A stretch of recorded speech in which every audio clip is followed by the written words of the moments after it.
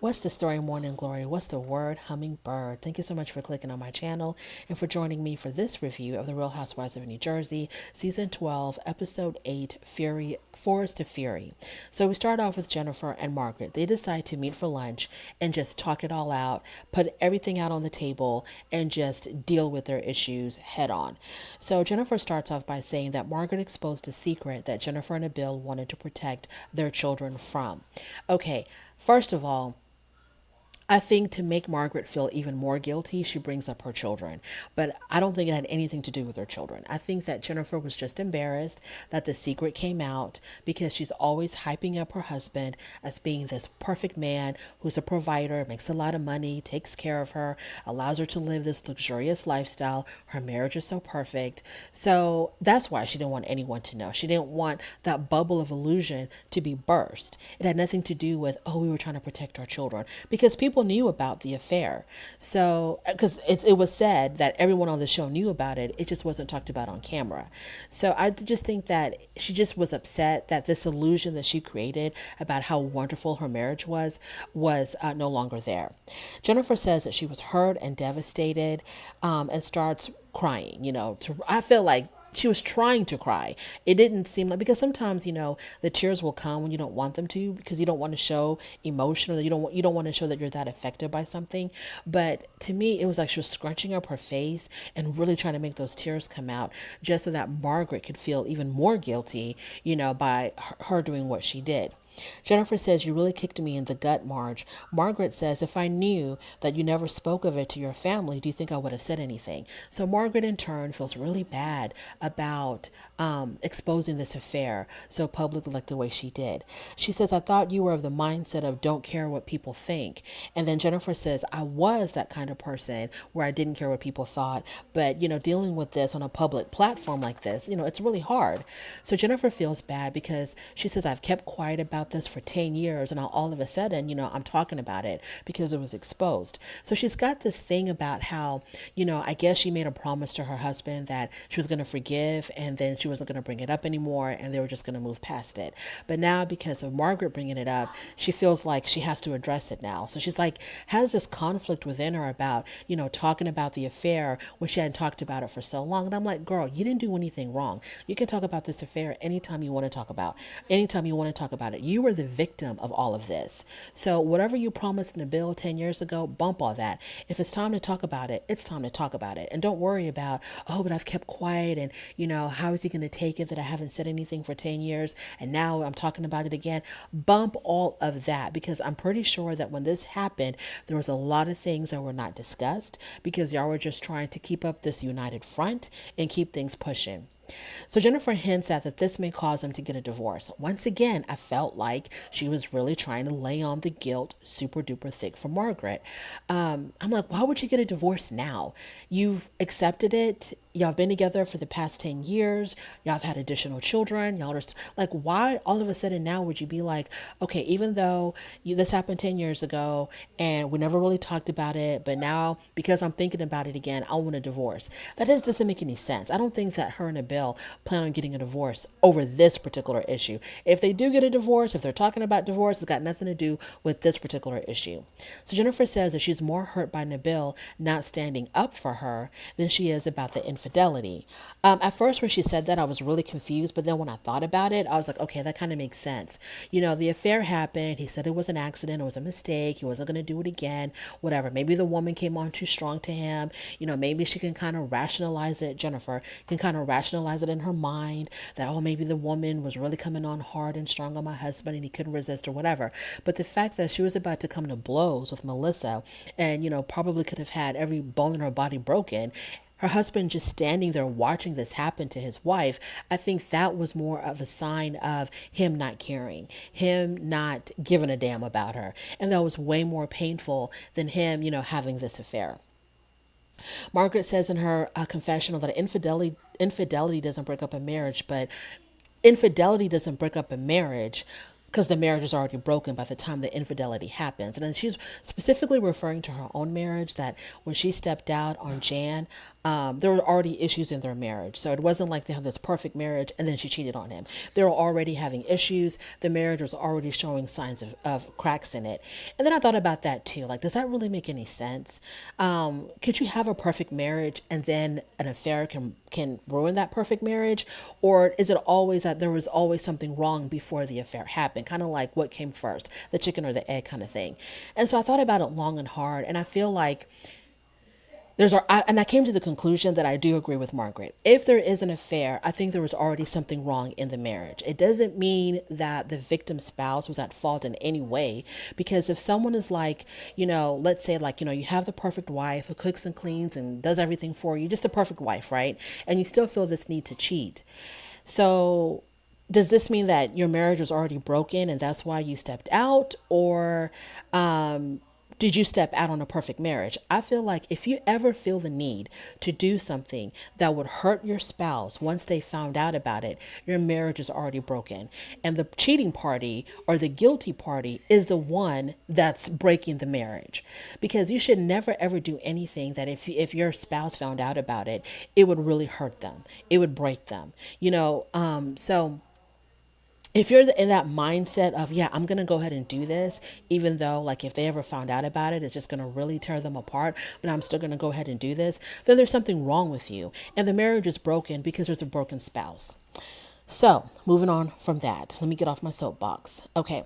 So, Jennifer says that Jackie is mad at me for a rumor that I didn't even start. Then Margaret says, well, she's upset because of you digging for information on Evan after her and Theresa had already made up. And then Jennifer was like, there was no digging. She needs to be mad at Theresa. So Margaret says, but Theresa wasn't the one calling people looking for information on Evan. And then Jennifer says, well, how do you know Theresa wasn't calling? That right there said it all. If nothing else was said, Jennifer saying that completely puts blame on Theresa. So then Margaret says, were you asking people for Theresa? And then Jennifer says, I'm not going to say. So Jennifer probably thinks about her saying, well, I'm not going to say, I plead the fifth, is going to protect her from Theresa if it ever comes out of, why did you tell Margaret that I was digging up information on Evan? And then, if Jennifer turns around and says, but I didn't say you did. I technically never said that you did. But by her saying, I'm not going to say, it's like saying, I plead the fifth. It's like it could have happened, it couldn't have happened, but I'm not going to say either way. And if it really didn't happen, you would have just said, no, Theresa did not have me call people. Theresa didn't ask me to dig up information, or Theresa wasn't looking for information on Evan. So if you really if that's the truth, then speak it. So because she didn't tells me that definitely Theresa had a lot to do with it.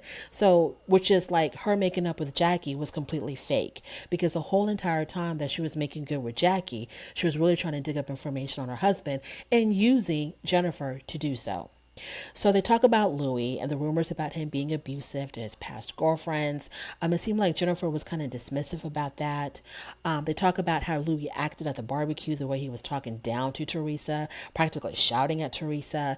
And then, Jennifer was kind of like, well, I don't know, but if I would have seen anything, if I knew of anything of him acting abusive towards Theresa, I would definitely bring it to Theresa. So Jennifer doesn't think that Louis has any kind of abusive tendency towards Theresa. So I think that Jennifer met with Margaret because something encouraged her to try to clear her name in this whole Evan thing. Because I don't trust that Jennifer wanted to make amends simply because she wanted to be friends with Margaret again. Something was driving her to do that. I don't know if it was maybe her husband who was like, you know what, you need to say something because you had nothing to do with this. Teresa's the one that put you up to it. This is all Teresa's idea for you to go digging around information on Evan. Something happened to make Jennifer want to meet with Margaret and kind of hint at the fact that it really wasn't her 100%, that Theresa was involved in some way.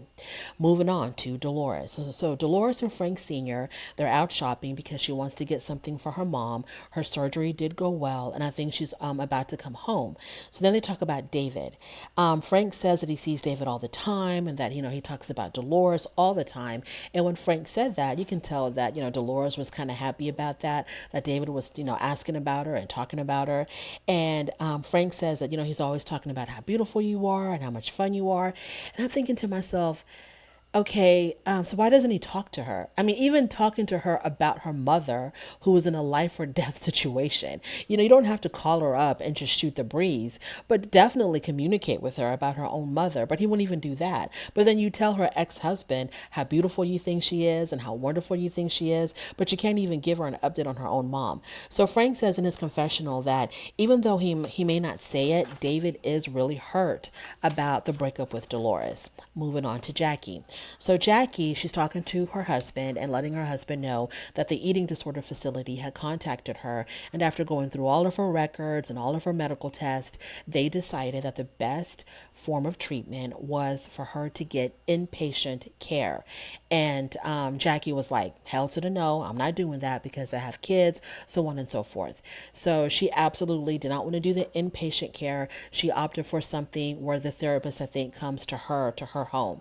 Now, her husband seemed like he wanted her to get the inpatient care. And for her husband to be leaning more towards the inpatient care obviously tells us that Evan thinks that there is something really going on with Jackie and that the best route might be the more intense therapy. Melissa. So Melissa's talking to her husband Joe about Antonia and letting Joe know that Antonia is going through some type of, teenage blues, and she's just not the same. And, just a typical teenager. She's moody, she's snapping at everybody, nothing makes her happy, everything annoys her. And she really wants to get her daughter out of this rut because she remembers when she was in that rut, when her father passed away, there was no one there to help her get out of it because her mother was also in a rut. So what she ended up doing was she had to find a way to get herself out of that rut. So she was telling Joe, we need to do something about it. And Joe was like, you know what? We don't want to push her. We're going to let her, try to figure it out on her own, but we don't want to be too pushy and too forceful. Moving on to Jennifer. So Jennifer is talking to Nabil and she's telling her husband about the meeting that she had with Margaret. And she basically tells him that it was a good meeting. It seems like they're on a more positive note and that they're on the road to, reconciliation of their friendship. Nabil seems kind of doubtful about this. And then Jennifer tells him, well, it's not going to be solved in a day. It's going to take time, and we do have a lot of work to do to rebuild that trust. So then she talks about Nabil standing up for her, and she tells him that, I know that at boys' night you stood up for me, and I really do appreciate that. And he kind of was like looking at her like, why wouldn't I? Jennifer then says that she wants him to be more vocal and more expressive, I guess, in public or to other people of about standing up for her. She just wants him to show the world that he loves her, he appreciates her, that's his main squeeze or whatever, and he doesn't really do that. So people think that from his actions that there must be something wrong in their marriage. And Nabil says, well, you know what, you don't have to worry about that because I don't plan on hanging out with these people, so there's no one for me to show this off to because I'm not going to be around them. And the only thing that I can think of is that now that the affair is the topic of conversation, she really wants him to prove that he still loves her, that he still finds her desirable. Because, when a man has an affair, or even vice versa, the victim of the affair kind of probably feels, their self-esteem takes a hit.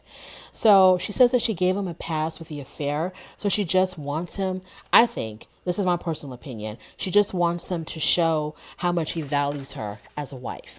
Moving on to Jackie. So Margaret comes over to her house.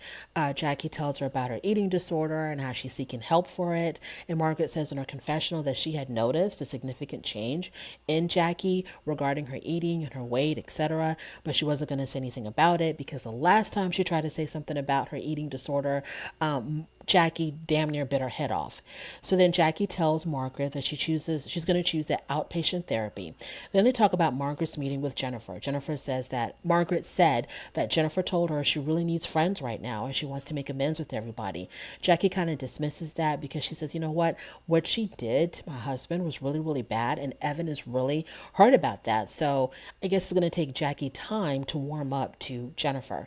So then Margaret says, Jennifer alluded to the fact that maybe it was Theresa that told her to dig around for information on Evan and this alleged mistress. And Jackie was really pissed off about that. She did not like that at all. Dolores. Theresa and Jennifer come over to Dolores' house. Dolores gives them an update about her mom. She tells them that David offered to have her mom stay with him for her after surgery care because all the children, all of the siblings were talking about who is mom going to stay with when she comes out of the hospital, and they all want mom to stay with them. And then David volunteered to have Dolores's mom come stay with him. And so Dolores said, you know what, theoretically that sounds like a great idea because he's her doctor, but that's not going to happen. And I'm just shocked. David has infiltrated himself so deep into Dolores's family, and he talks to everyone and communicates with everybody except for Dolores. I think that's really crazy. Even if they have broken up, like, why are you making an effort to be everybody's best friend in her family, but then you completely ignore Dolores? That's really like psycho to me. Dolores says she also tells them that when she went to the hospital to go see her mom, she also saw David there. And she said that he just looked at her and then walked right past her to go talk to her family. That is insane to me. There's something wrong with that man. Like, how could you do that? Why can't you just be adult enough and talk to the woman that you dated for several years, talk to her directly about her own mother instead of her having to hear it from the grapevine, hearing it through the grapevine? Jennifer talks about her marital problems. She says that she never really dealt with the affair and that she's really still upset about Nabil not defending her. Then they talk about boys' night. Jennifer said that Nabil walked out because Evan had accused her, Jennifer, of digging around for information on her.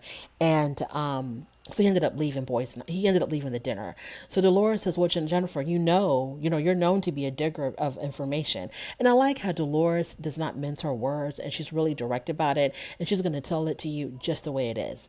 Then they talk about Tracy Barbara having Tiki question Louis about his past. Theresa gets upset about that because she's like, I don't go around asking people questions about, how she stole Tiki away from his wife when she was their live-in nanny. I don't go around looking for information about that. Well, because it's out there on the internet. There's not much, you don't need to dig very far for that. It's all over the internet. And so Theresa really does believe that it was Tracy that had Tiki ask questions about Louis' past at the boys' dinner. Moving on. So here we are to Tracy's Treescape event. Marge tells Melissa and Tracy that Jennifer's going through some serious marital problems, that she's really sad and depressed and she's crying all the time. And then this makes Melissa even feel bad about it, the rift between her and Jennifer. So then she tells them that, one of the things that really bothers Jennifer about her husband, he just doesn't talk. He doesn't communicate, for like the really heavy marital things, he just doesn't talk about them. So then Dolores shows up. Margaret says that Jennifer had called. So they talk about, Jennifer alluding to the fact that Theresa had Jennifer dig up information on Evan because Jennifer had said that, Margaret had said that Jennifer had called someone asking information about Evan, and that someone that she called was like, the person that she told that person that she called. Jennifer goes, oh, because Theresa wants to know. So that right there says it all. So Dolores warns Margaret and Tracy that Theresa is on the warpath and that she's going to be coming after them specifically. She's going to be targeting Margaret and Tracy when she shows up because she's mad at Tracy for having her husband, to ask questions about Louis, and we all know why she's mad at Margaret for exposing this affair, Jennifer's affair, and also for talking about Louis's past. So Melissa pulls Jennifer to the side and has a one-on-one with her and tells her, look, I know that you're going through some stuff, and I just want you to know that I'm really sorry for, what I did and blah, blah, blah. And I just want us to be better. Jennifer apologizes to Melissa. They hug it out. They're good. So Theresa then arrives, and as soon as Theresa arrives, Theresa is on 100. She's on 100,000. Theresa is on a warpath. And I'm like, girl, why did you even show up? This is supposed to be a fun event. We understand that you're pissed at Margaret and Tracy and whoever else. Girl, you got so much time to deal with that one-on-one or at the next group event. This is not the time for that. Like, why did you even show up? So she shows up. She's very pissed off. She's threatening to throw people out of the treetops and doing all this crazy stuff. She's pissed off. So Margaret and Tracy point out to Jennifer that Theresa didn't defend her. They're like, okay, she threw you under the bus. She didn't defend you. She just hung you out there to dry. And she let you take the blame for all of this Evan stuff. So Jennifer says in her confessional that even though Theresa did all this stuff, she says that she still enjoys Theresa's company, and she takes comfort in being her friend, and that they share a lot of the same core values. I was just like, what? Okay. So then Theresa, Dolores, and Jackie, they're all talking, and Theresa once again is blaming Margaret for exposing the bill. She says things like, it was Margaret that let the cat out of the bag, and then Jackie says, well, Nabil was the one that put the cat in the bag. So everyone is trying to direct Theresa to really put the blame on. Yes, Margaret did her part. Yes, what she did was wrong, but the cause of Jennifer's pain is not from Margaret. The cause of her pain is from her cheating husband.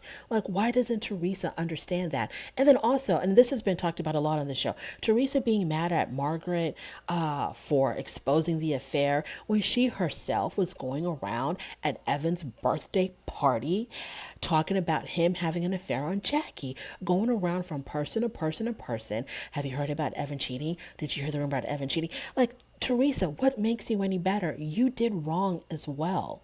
You did wrong as well. So, like, shut up about Margaret exposing. And plus, the people that it affected, or the person that it affected the most, Jennifer, they made amends. If Jennifer is good, why does it bother you even more? You just really hate Margaret.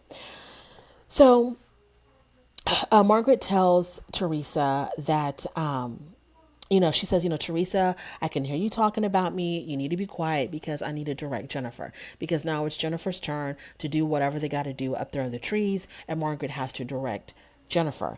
And so Theresa insults Margaret. She says something about how she looks like crap. And then Margaret throws it right back at her and says, well, you look like crap too. And then Theresa was like butthurt about that. And so she's like, what did you say? What did you say? And Margaret was like, yeah, you look like crap too. How do I look like crap? So then Theresa, she starts to menacingly walk towards Margaret. And that's where the episode ended.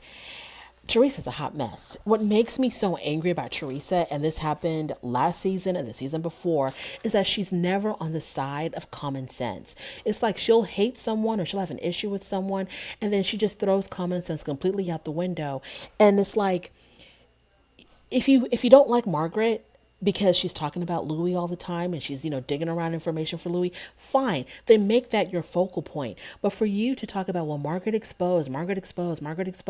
Yes, Margaret exposed. But how do you blame Margaret, put fault on Margaret without putting any fault on the bill?